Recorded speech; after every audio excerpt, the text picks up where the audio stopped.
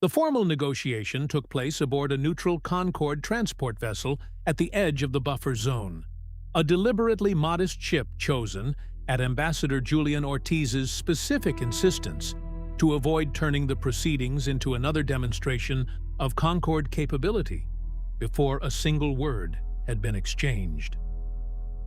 "We've shown them enough of what we can do," Ortiz had told Reyes before the delegations arrived. "This part of the conversation needs to be about what we're willing to do, which is a very different thing. And it's the thing that actually determines whether this ends in a lasting peace or just a very long pause." Grand Sovereign Mirage Kaldreth arrived in person, a decision that surprised the Concorde delegation and, judging by the visible tension among her own council members, surprised a fair portion of her own government as well. "I did not come here to be shown more of your strength, Ambassador," she said, once the formal introductions had concluded. "Overlord Kaldreth and Fleet Marshal Vec have made that argument for you more thoroughly than any demonstration could. I came here to understand why a species capable of what you've shown us chose, at every opportunity, to disable rather than destroy. That restraint is the part of this I cannot yet explain to my own council, and I suspect I will need to, before any peace we agree to here survives contact with the people who wanted Councillor Sorn's weapon deployed in the first place." Ortiz considered the question with the care it deserved. 400 years ago, Sovereign, a Terran vessel watched another empire annex a species that had done nothing to provoke it over the course of 11 days, and my civilization built its entire foreign policy around never letting that happen to us. We hid because we believed, correctly as it turns out, that any species discovered before it could defend itself was a species at its discoverer's mercy. But we also decided, 400 years ago, that if the day ever came when hiding was no longer necessary, we did not want to become the thing we'd spent 4 centuries protecting ourselves from. Restraint isn't a strategy we adopted because it was safe, Sovereign. It's the entire point of everything we built. Power without it is just the thing we were always afraid of. Councillor Drath Sorn, present at the negotiation despite, or perhaps because of, the collapse of his weapon platform's deployment, had said little through the proceedings, and when he finally spoke it was with none of the flat certainty he had brought to the council chamber days before. "You could have destroyed our entire Third Fleet in the first engagement," he said.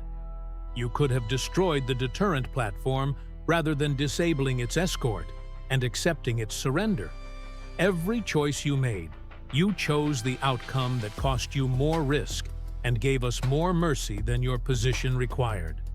I have spent my career assuming that mercy from a stronger power is a weakness to be exploited. I find I no longer know what to do with a mercy that was clearly a deliberate strategic choice, rather than an accident of circumstance."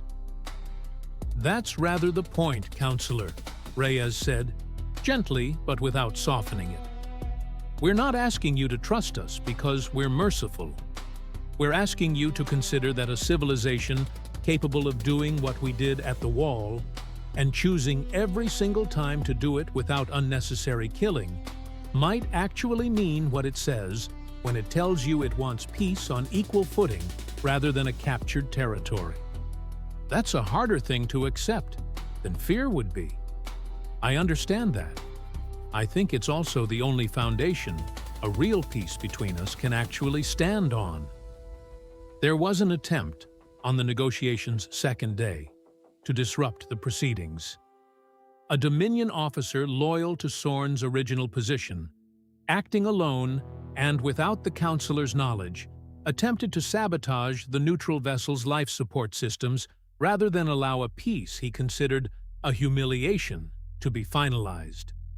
Concorde Security, which had quietly monitored every system aboard the vessel from the moment the delegations arrived, intercepted him before any damage was done, and Vasquez Cole's response, informing the Dominion delegation immediately, handing the officer over to their own custody rather than conquered jurisdiction, and treating the incident as a footnote rather than a crisis, did more to convince the assembled Dominion Council of the Concord's sincerity than any argument Ortiz or Reyes had made across the previous 2 days combined.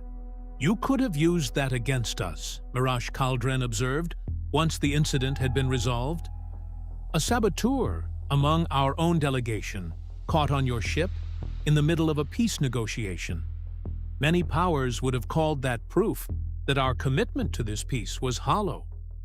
It's proof that you have people in your government who disagree with this outcome, Sovereign," Vasquez Cole said. "We have those too. It would be strange if you didn't. What matters is what your government does about it, and what we do about it. And so far, both of us have chosen to keep talking instead of letting one angry man decide the outcome for everyone else."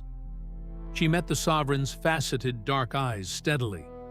"That's what equal footing actually looks like, I think. Not the absence of disagreement, just the choice to keep working through it anyway. Thank you for listening to the opening chapter of The Quiet Empire. Please leave comments. They are always appreciated.